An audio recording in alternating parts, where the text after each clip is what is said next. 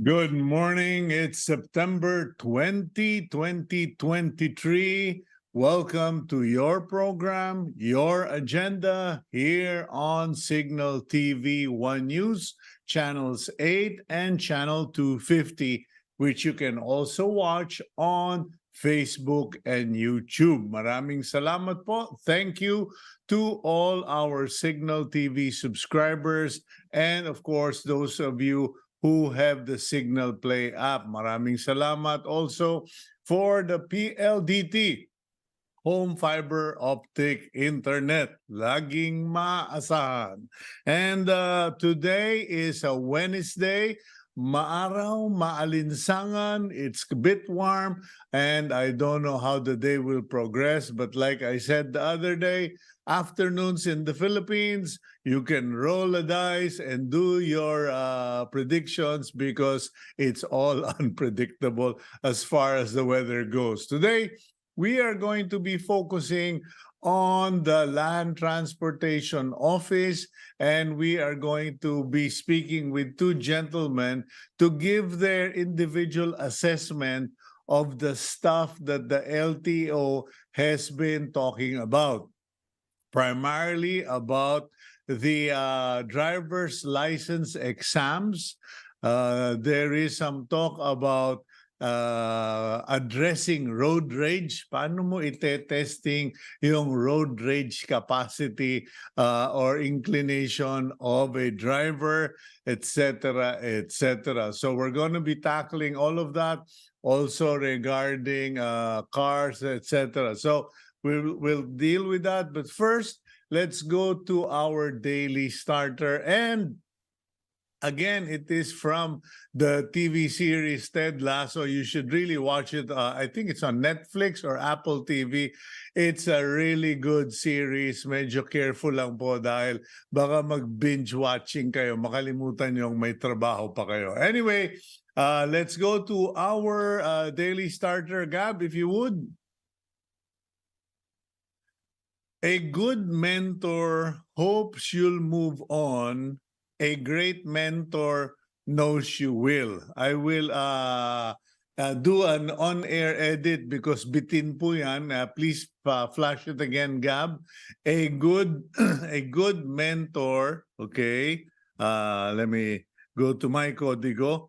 A good mentor hopes you'll move on. A great mentor knows you will. May nawala pong line kasi, okay? A mentor is also a tormentor, and I relate to that because many of the young people I have mentored call me by that name. Here comes the tormentor. Eto na si Kuya Cito, hindi Terminator, tormentor. But that is usually the case. We feel at times tormented by mentors, whether you are a Kung Fu Shaolin student or whether you are a MBA student. You know, there are advisors, mentors who are tough on you, but it is because you need to pass the test, you need to excel, etc. So a good mentor knows you will, you know, a good mentor hopes you'll move on. A great mentor knows you will. And a mentor is also a tormentor. Let's now go to the front page of the Philippine Star. September 20, 2023, Wednesday. The headline is U.S. or United States alarmed by coral destruction in the West Philippine Sea. Okay, the United States has expressed their concern regarding this reported destruction of corals in the West Philippine Sea. And so that is going to be another issue to be discussed, I'm sure, by the different countries and their representatives who are now working on this problem. Anyway, okay, that at the top of the front page, as we predicted, Okay, as we predicted, okay, what's happening to my setup here? Anyway, as we predicted, the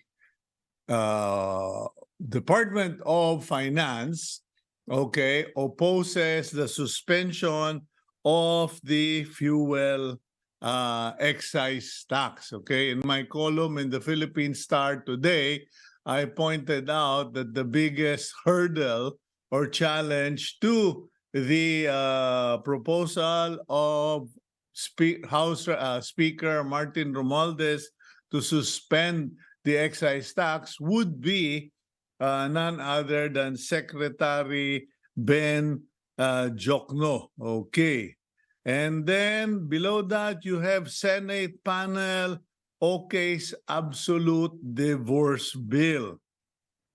A Senate panel has approved a consolidated measure that provides for absolute divorce based on various grounds, including 5 years of separation, whether continuous or broken, and commissions of the crime of rape before or after marriage.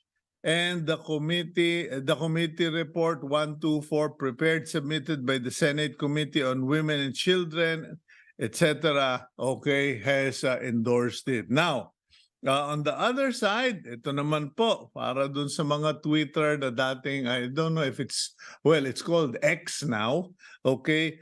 Elon Musk mulls small monthly payment for X use. Okay, nagbabalak si paring Elon to charge a small fee for those who subscribe and use X.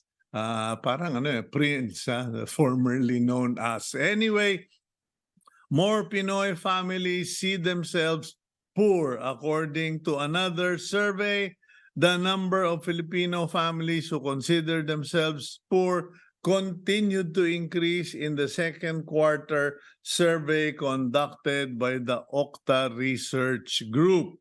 Below that, Marcos defends price caps on rice. The President Marcos defended yesterday the imposition of price caps on rice, even as he ordered the increase in buffer stock of the staple in the NFA warehouses across the country.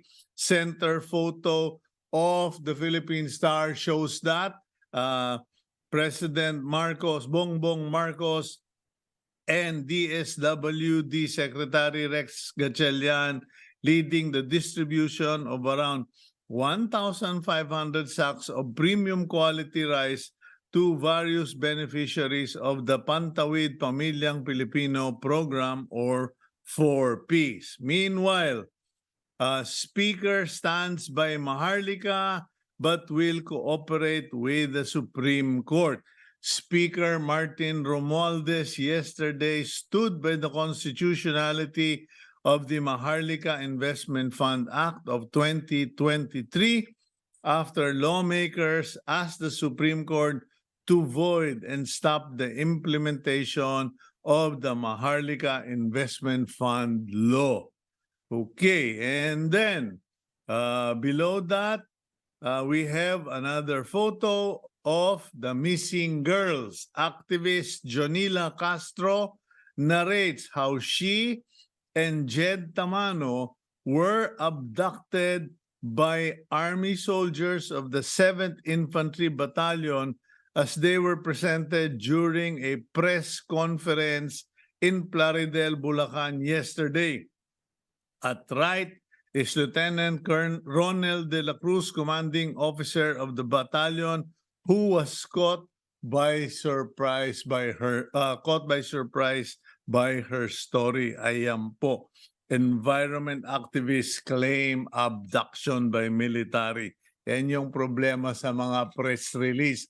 Hindi dapat basta-basta. Ayan, pinutukan na naman yung mga officials. Last but not, 2 pieces, AFP to help secure Negros Oriental Barangay Sangguniang Kabataan elections, while Porsche Philippines celebrated its 27th anniversary, marking nearly three decades of leadership in the country's luxury auto sector. So there you have it.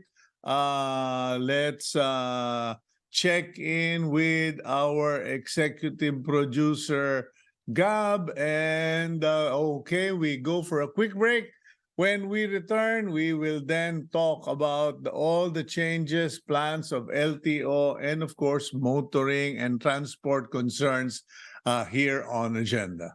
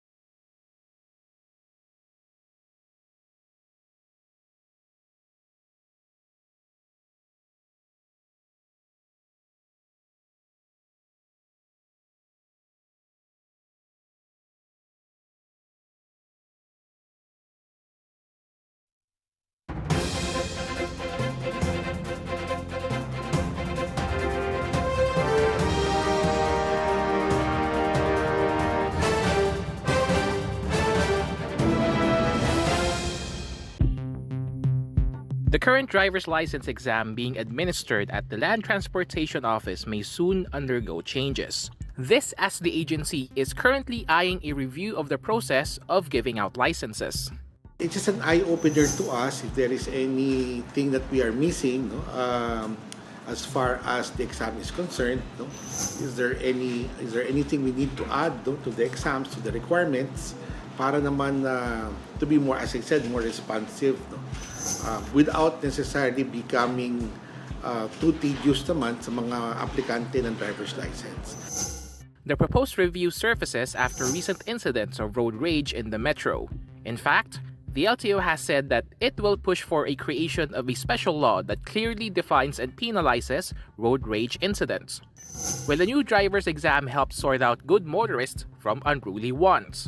Let's discuss that further on today's agenda. Engineer Rene Santiago is a traffic and transportation expert.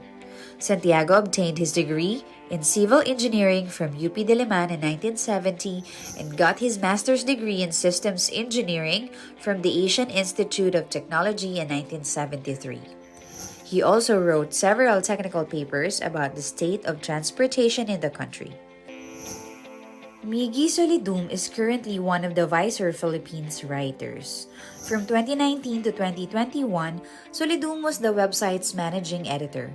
He is also a software engineer with almost 10 years of experience in the field. Originally from Manila, Philippines, Solidum now resides in Christchurch, New Zealand. Okay, welcome to the program, gentlemen, and Engineer Rene Santiago. Welcome back. I hope you are feeling well. Of course, Miggi, mate, I didn't know you were in New Zealand. It's good to be here. Okay. Thank you for having us po. Engineer Rene, kamusta ka na? Naman, Cito, thank you for inviting me back again. Okay. I'm sure, Engineer Rene, you are up to date in the going-ons in the LTO. And there, medyo na marami nang nako-confuse because they don't know the state of whether the LTO can supply the driver's licenses. And then now you have this talk about changing the driver's license exam. What is your assessment or evaluation of the quality of our exams, etc.? After they shifted to an online testing, no? And based on my studies on their system, they roll it out nationwide. So lahat ng magre-renew at kukuha ng bagong lisensya are required to go through a computer test. And right now, the test is a uniform one. And apparently, based on my close friends who went through the test to the renewal, I haven't done myself, it's due for this year, is that it's a simple test about traffic rules and regulations.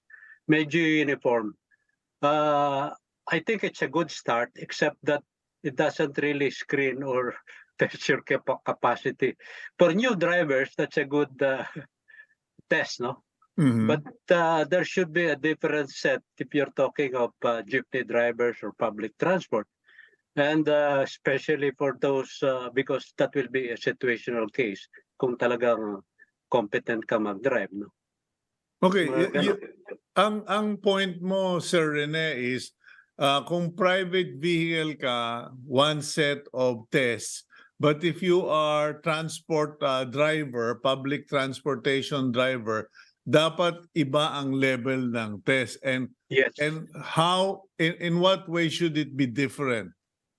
I think you have to consider or pag-aaralan mo muna, ano ba ang behavior ng mga drivers na gusto mong i-correct? I think that should be part of the, in other words, the testing is no longer really a test, but it's partly educational to retrain them. Kasi testing para bang to enter a situation, driver ka na, mas matagal ka na nagda-drive. I think you have to be subjected to some other retraining program. So the renewal could really more of a retraining rather than a testing. Okay, Miggi, may I know, because you're in New Zealand right now, I assume you probably had to take a driver's exam to be able to drive thereabouts, or you don't even need to drive in New Zealand because the public transport is so excellent. Actually, sir, dito sa Christchurch, medyo hindi maganda yung bus. So, the city is really dependent on cars. And yes, I did have to take a theory or yung computer-based exam, and you also have to take a practical or driving test mismo to get your license. Mhm. So, I guess with Comparison. comparison po, then at least the theory test here is much harder than sa Philippines. Actually, sir, parang I took that test sa Philippines when I was still there, when I renewed my license 2 years ago, and I thought na you could answer it with common sense. Okay. So I thought na it wasn't hard enough. I am unpopular opinion to, but I am of the belief na if you make a driver's license difficult to acquire, parang people would kind of be more responsible or take driving seriously. So I think the exam should be harder. And I also agree with engineer Rene's solution na dapat iba ang set of questions for, truck drivers, PUVs, and taxi drivers and such. So, yep. Well, Rene, as I understand, Engineer Santiago, as I know, in many other countries, they're trying to introduce it now for drivers of container vans, like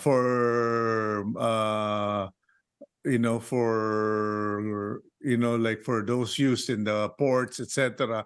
But in other countries, you need a special medallion. Like in New York City, you need to qualify for a special medallion to be able to drive a taxi in New York City, and it costs quite a fortune. That people are very careful so that they don't get suspended or the medallion is not taken away. And for bus drivers, van drivers, truck drivers, you have to go to a school a special driving school first before you even get to get a driver's license for that category. Has that ever been considered or tried here in the Philippines, Engineer Santiago? They haven't tried, but during my time when I was in government, we did discuss those aspects, no? And in some way, there is a classification in the license, but that's not tested separately. Yung license natin, makikita mo, may category behind, but we rarely remember what it is, no? But there is a prohibition if you can drive a motorcycle, but not a four-wheel drive, no? And the critical here, except especially, no, if we have to relate it with statistics, ang malaking accident sa ating bayan is motorcycles.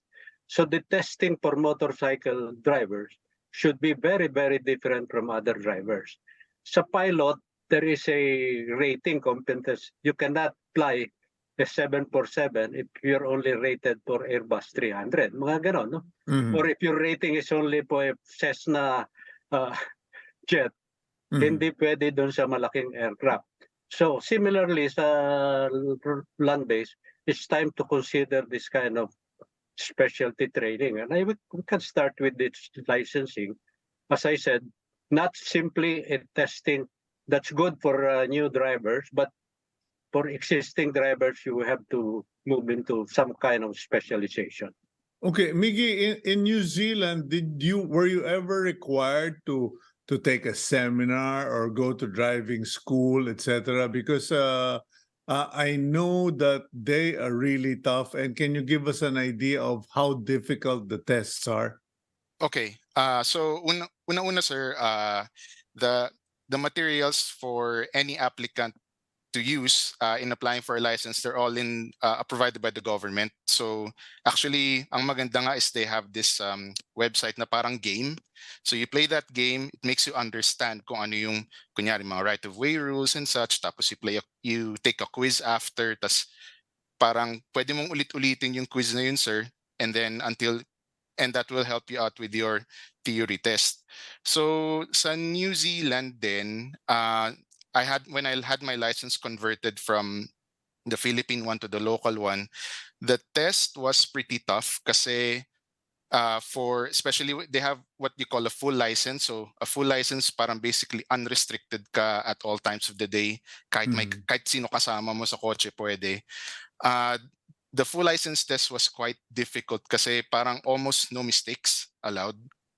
And then, yep. And then parang there are things na never tinuro sa Pilipinas na kailangan makita ng examiner dito sa New Zealand. For example, yung shoulder checking.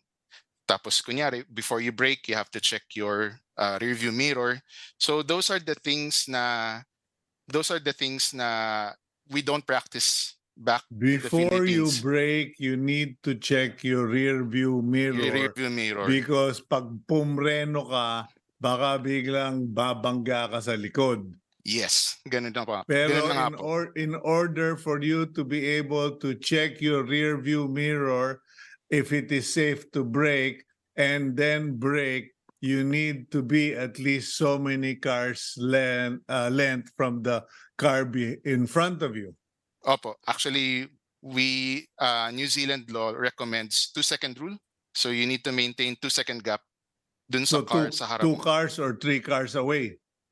Parang 2 seconds po. So ibig sabihin, depending on the speed, parang you need to measure kung makakarating kayo dun sa exact location ng kotse sa harap nyo in 2 seconds or more. So that's how you measure 2-second rule. You do simulation? Parang Go ahead, Rene. Parang simulation ba yun, Miggi? Ano po, Driver actually, simulation, yung game. Gaming is like a simulation. Ano po, bali dun sa computer, it's more like, let's say, yung traffic rules and regulations, kunyari. Actually, medyo maraming ang tinetest dahil even yung weight limit sa trailer mo, even yung gano'ng kalaki yung oversized load na pwede mo ikarga sa kotse. So sa computer, it's all about quizzes. Tapos you can take the practical test after kung confident ka na, or you can ask the services of a driving instructor to give you like, a few hours of lessons on what to expect, or ano yung mga bad habits na kailangan mong baguhin. The Actually, practical test is for new drivers. for all applicants of New Zealand drivers, parang kahit na Kung experience renewal mo, po, paano renewal ninyo? actually ang renewal po dito is every 10 years, tapos you need to take the practical test again. Okay, now Rene, you seem to be very interested about what Miggi went through. What is the experience locally? Kasi dito yata after 4 years renew ka na, di ba? Unless you were a good driver, then you can get a 10-year license, correct, Rene? Bago na ngayon yung 10 years, I think mine was a 3-year license ata. So Mhm. it's due this year. Okay. I'm quite interested in Christchurch because I went there and studied the road transport management more than 20 years ago. Uh-huh.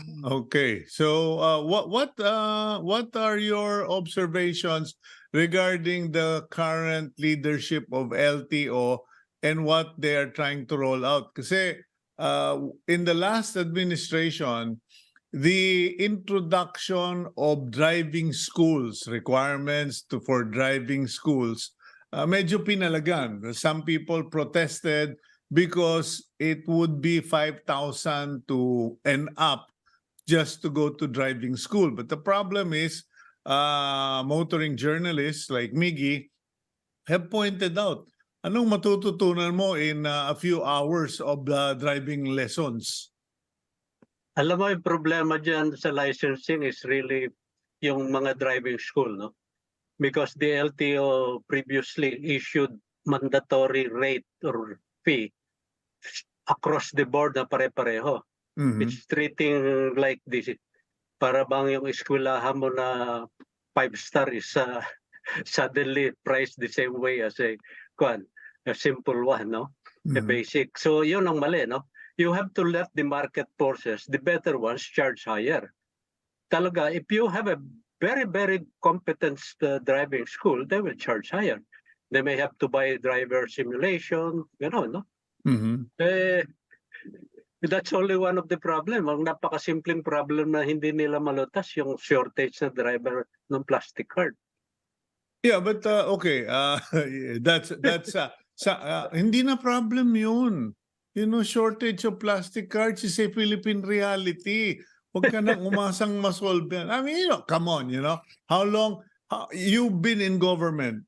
Since the time you were in government up to now, shortage of driver's license or plate numbers has been a constant in the LTO. So It was only constant since 2014 or 2015. Before Okay. that, there were no shortages. At least when I was in government, there were no such thing as shortages. Okay, what has caused the shortage? Is it the physical production, or is it because the officials in the DOT always insisted that all the biddings, that only they could do the biddings? Only they could do the bidding. It's partly nag-aaway sa pera and competence, no? Mhm. It can be solved if you really want to do so. For example, yung driver's license, you can print on the existing driver licenses without replacing it, at least for those renewing. So hindi mo na kailangan palitan yung lisensya. Our driver licenses are in fact better than our Philippine ID system in terms of security and so makikita mo sa printer na sinupply dyan sa kwan, they can print on the existing licenses the new expiry date. Okay. But how long will that take? Surrender ko yung license ko. Tapos? Pag renew mo, automatically, instantly, you give your existing driver's license and they give it back to you with printed. Kasi the machine is right there on the driver licensing center. Okay. We didn't know that. So, and besides which, many of our young drivers now, pati na si Miggy, I don't think Miggy ever had to drive around with the receipt. You and I always had to drive around with the receipt that we paid for our driver's license. Inabot mo ba yun, Miggy? I think a few years ago, parang may nagkaroon din po ng shortage. Tapos, I think I drove with the receipt for a few months. Tapos, sinabi sa akin na pwede ko nang balikan sa LTO yung card. Hindi. Binigyan kanila ng resibo. But in our Mm. generation, Rene and my generation, even when we had the plastic card, we were required to bring the receipt. Ah, That is a joke on the Yes. the mistakes or the inefficiency of the bureaucracy. Anyway, gentlemen, we'll go for a quick break and then let's go through all these other issues when we return here on Agenda.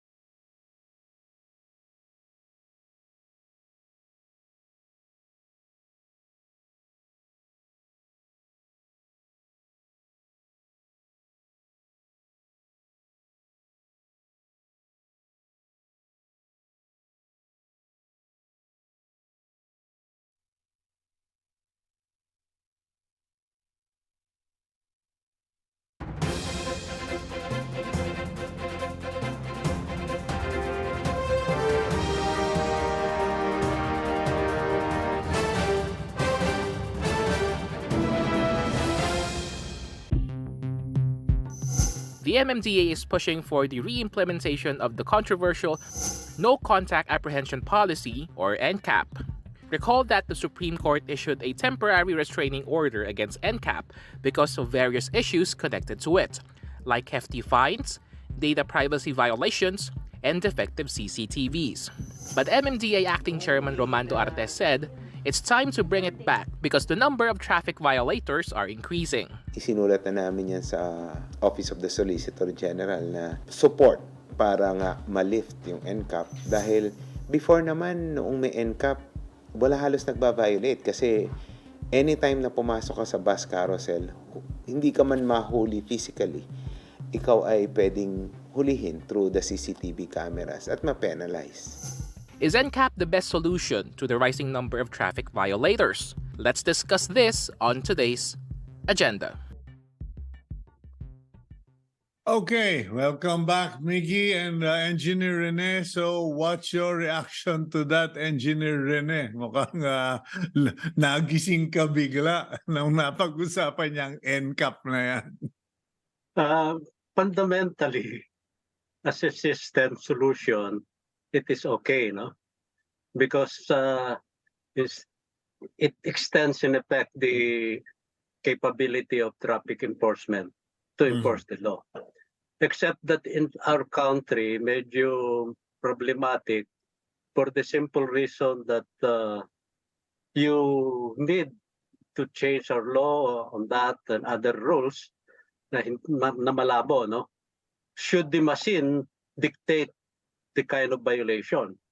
I think there should be the machine or artificial intelligence will detect the potential violators, but there should be a panel of viewers sa enforcer side to review the first pass and do a second pass kung alin doon ang tama at mali. And to start with, I think they should limit the kind of violation to those that are clearly visible on CCTV camera. And medyo let loose muna or be liberal on the other violations na medyo dubious ma-distinguish sa camera. Yun lang ang aking opinion. Okay, Miggi, what is the setup in New Zealand, in Christchurch? Are they is the law enforcement done mostly by AI, or is it a human contact type of thing?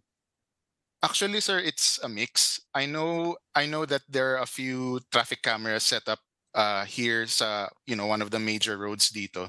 But parang kasi sa observation ko, sir, it's more like the people kind of discipline themselves. Parang alam nila na hindi dapat magbeating the red light or mag-change lane without signaling. So parang it's kumbaga minsan may police, but I think it's more of the drivers themselves kind of policing themselves so that orderly yung flow of traffic dito sa Christchurch. No, I don't know if you can answer this question, because in the Philippines, as Rene pointed out, the no contact apprehension policy is a good extender, meaning kumbaga parang hopya, may extender for law enforcement. Unfortunately, unlike in other countries where it's all about law enforcement, in the Philippines, it has become commerce and corruption. That's why it was brought to the Supreme Court, because people got fed up being unjustly accused, being harassed, being extorted. Now, in Christchurch, what is the arrangement? Is it all state operated and controlled? Yes po, the government does the issuing of the violations. The government does yung parang observation of yung mga violators, and parang malalaman nyo na lang na may infringement kayo kapag merong dumating sa mail. So, but I think NCAP as a concept sa Pilipinas, I think it is not flawed. I do agree with Engineer Rene na it is a tool for positive change sa discipline sa traffic sa Pilipinas. But I think one of the major problems of NCAP is that yung infrastructure that it operates in, it is not standardized or world class, so to speak. So kumbaga minsan parang huli ni NCAP dahil dahil over the line ka, sinasakop mo na yung next lane. Pero parang minsan kasi necessity dahil kunyari merong motor dito or something, kailangan mo lang umiwas. So I think if magkaroon po ng standardization or parang improvement ng infrastructure, road signs, road markings, and kind of the quality of the drivers using those roads, parang I think NCAP would be a more effective tool. Are we using the wrong solution to the wrong problem, gentlemen, engineer? Because the thing is, in Metro Manila, we don't have big roads. Our roads are strange in the sense that you've got two big highways, and then you've got private villages in between. Or in between the two, and then no crossing, etc. Very few crossing, and then you have the MRT, LRT that practically prevents any further intersection, etc. And as Miggi pointed out, kakanan ka pero meron namang motor, etc. Walang motorcycle lane. This imposition of NCAP, is it the wrong solution for the wrong problem? It's part of the solution. Ang problema, they're making it the main solution sa problema nila. No? We have to start from the basic. Our road network is badly structured, badly made. Maraming condition that forces a driver to violate. Correct. Yun ang mga barriers sa gitna. Those are non-standard. Those are unsafe. Kung and pag nabigla yung motorista, he will suddenly swerve. And that could be considered a violation ng camera. And then the existing camera, yung tinatawag na pixel or ability ng camera to detect, hindi ganun ka-accurate sa different parts. Alam ko may mga super good na camera silang na-install, but not all over Metro Manila. So, and then we have drivers who operate outside Manila. So, yung environment biglang mag-change eh. Dito lang eh, now where do you find you're forcing all over the country na middle lane should be the fastest lane. Pero bigla kang dito iiwas dahil sa EDSA biglang naging busway na mayroon pang barrier. So ang daming aksidenteng nangyayaring ganun, no? So it should that's why I caution the use of NCAP as a primary tool. It could be a secondary support for many of the airports. We have to put more emphasis on the quality of our road to make it suitable for good drivers. Our road network made it forces our drivers to drive badly. Yeah, but Rene, you can't deny the fact that in the city of Manila and other cities that put up all of these cameras, it was a commercial arrangement. Yes. It wasn't the government or the local government who paid for the cameras. It was a private company, and they had a deal in the, I can only call it profit sharing. Yung sa NCAP. Yeah. Because we have CCTV camera before without the NCAP. And the resolution of the CCTV are not uniform. So pagdating na medyo madilim, hindi na ma-detect some of the numbers. And I know some of them can read the plate numbers. Yeah, so Miggi, what have you observed in your travels? Because yes, you're residing in Christchurch now in New Zealand, but you've traveled around as a motoring journalist. What's the problem in the Philippines aside from what Engineer Santiago pointed out? Do we have too many cars?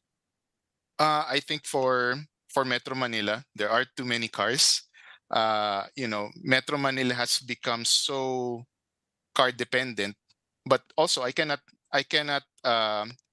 hindi ko naman pwedeng sabihin na na may choice naman yung iba kasi talagang masama ang MRT, masama ang jeep, masama ang bus. So yung iba talaga when they have the funds, they buy a car. But it's become such a a mess na even high-tech solutions like NCAP or are not really helping that much, and they are somehow they are treated with distrust by the motoring public because feeling nila piniperahan lang sila or something. So I think there has to be some kind of major overhaul in terms of how people get around Manila, in terms of yung road network, transport infrastructure, and also yung mentality ng mga tao. People really need to learn how to drive better. Okay, having said that, I don't know, Rene, how long is the minimum requirement for student drivers? Because may number of hours yata. I know that my daughter did her driving school here, and I said, you're going to have to re-enroll because that's not long enough. Rene, what is your observation regarding the length of driving school etc.? Some of the courses, I think, only 10 sessions of 1 hour each. That's too short, no? When my Mhm. daughter went through that, I asked her to take a secondary one to extend it, the the training exposure, no? Mhm. And before I let her go, I have to test her myself to see whether she has already the basic to drive safely. Mhm. You know, I don't know if they have extended that. Aside from the length of time, is the quality of those driving lessons. There are good driving schools in the Philippines, and there are bad ones. Okay, now how do you filter or weed them out? Because you cannot entrust the people who don't even know how to do their work with quality. A large part of our new drivers don't even go to driving schools, especially outside Metro Manila. Ang, probably to filter that out, my first instinct is to use the driving test at the beginning. No, Mhm. uh, makikita mo dyan kung talaga may basic training. No, but ika nga or the driver test ngayon sa new drivers is not yet sufficient to do that. Ang tinetest lang niya yung knowledge mo ng traffic science. Okay, Miggy, what about in your part of the world? Do you have any idea how long the driving lessons are or at what point they start? Because I know in other countries, they start as young as 14 or 15 in school, in real actual, in high school, I believe in the US. I yung legal age po to actually, or the age that kids start learning about driving or traffic rules, I am not sure at this point, but what I know is when you get your learner's license here, you have to have that for 6 months. Tapos after learners, you can progress to yung restricted meaning you can only drive between 5 a.m. and 10 p.m. and wala kang ibang pwedeng kasama sa kotse, uh, unless it's your family member or anyone na inaalagaan mo. So you there's another 6 months for that, and then and only then are you qualified to go for your full, which is yung unrestricted. Para may As far probationary period. may probationary period. As far as naman yung driving schools dito, there is no kind of required period for you to go to, like, uh go on a driving school, but parang it is a recommended, it's a recommended step in your education kasi sometimes, especially for people coming from other countries, may iba-ibang rules dito sa New Zealand that they have to be mindful of. So it really helps if those applicants get some local knowledge, in the form of a qualified driving instructor. Okay, gentlemen, we'll go for our last break in the program. And when we return, let's talk about road rage and exams, etc. We'll be right back here on Agenda.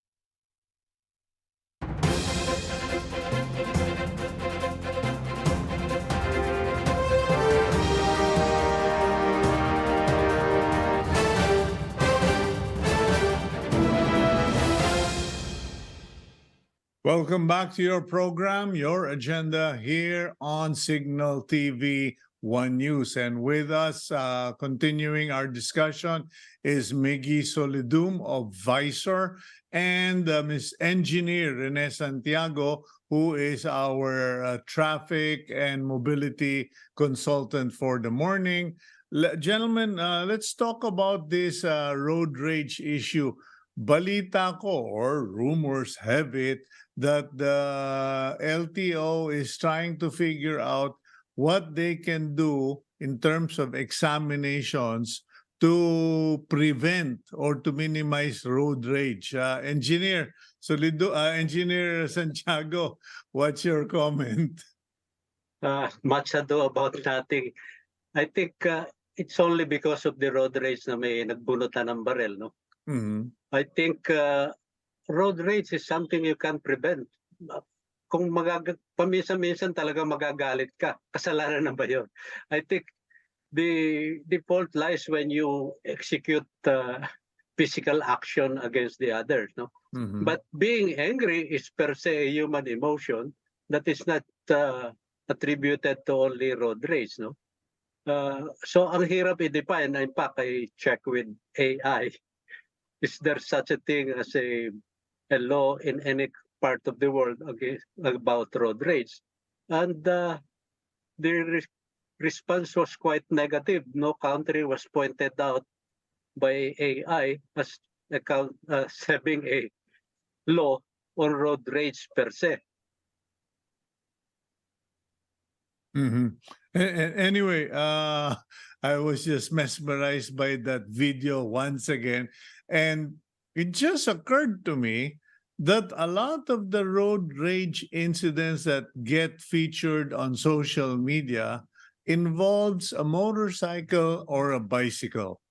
Miggy, is this because of the fact that for decades we have been talking about having a protected, separate motorcycle lane, but the government refuses to even consider that? Actually, sir, parang for me, hindi siya, because may bike ka lang or motor ka lang. Parang, I guess it's kind of yung yung mentality of the road users in general. I mean, let's face it, talagang matraffic sa Pilipinas, tas Mhm. mainit and something, tas nag-aaksaya ka ng gas kasi nga nakahinto ka lang. And that, parang kahit nakamotor ka o nakakotse ka, that will sort of elicit some kind of, mounting anger inside of you kasi parang sayang oras mo, sayang pera mo. So, I think it affects all types of vehicles, so to say, all types of drivers, and Mhm. anyone can be susceptible to that kind of aggressive behavior on the road. Well, but what about engineer? What about that issue of giving motorcycles their dedicated lanes? Because the more you separate children, the less their tendency to fight with each other. Sabi nga sa mga playground, wag mo kasi pagsama-samahin yan, kanya nagrarambulan. In the first place, yung behavior na drivers, that's where it start, no? We're trying to solve a bad behavior with the infrastructure solution. Mhm. Yan yung mga barrier mentality. Pagka may Mhm. problema, lalagyan ng barrier. I think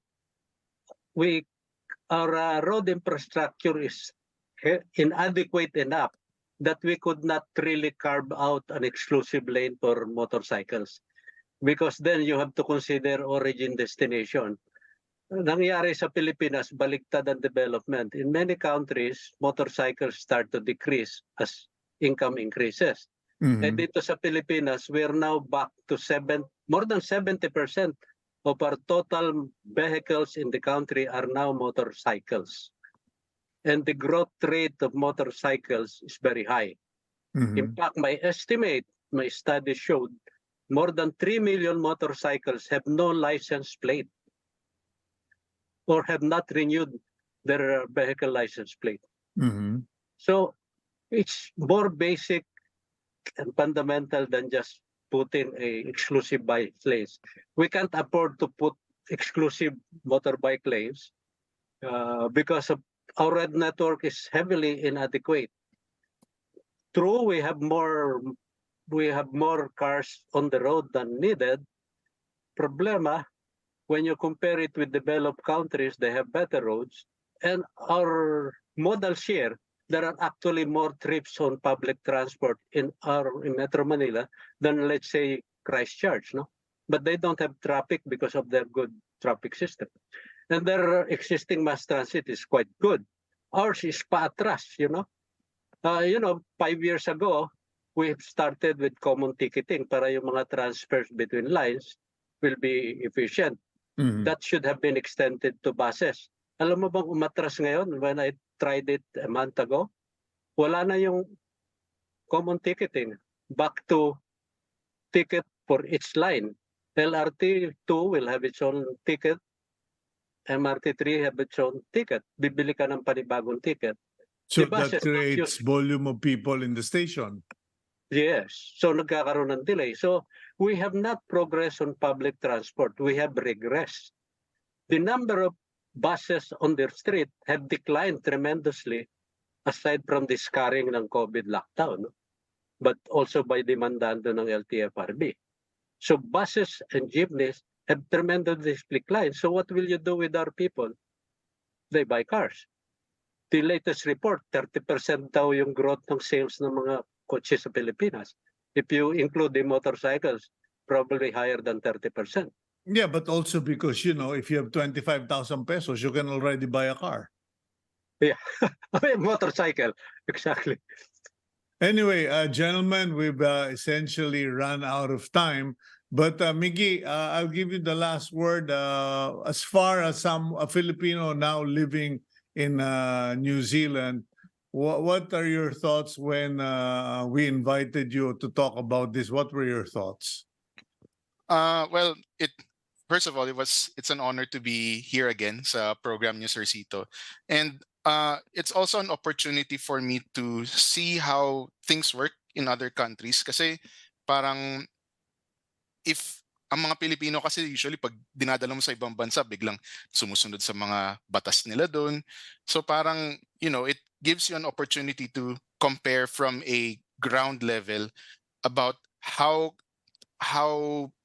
behavior changes from back home to somewhere else where parang you have to be required to follow the rules. So it's a very interesting topic today about how we can how things are done in Christchurch can somehow be implemented back home. It's not always going to be like a one-stop solution, pero siguro step by step, incrementally baka pwedeng gawin yung improvement so that at least life as a motorist or road user in the Philippines will be less difficult. Okay, well, I'll leave it to that. And thank you, Engineer Santiago. Thank you, Miggi Solidum, for your inputs today. I guess at the end of the day, we are all would be better off, Rene, if we just move to Christchurch. Thank you very much, gentlemen. Let's now go to our blessing for the week. And the blessing for the week, if you would, Gab, from the book of Proverbs, chapter 22, verse 4, the reward for humility and fear of the Lord is riches and honor and life. May you all be blessed, and please keep it here on One News.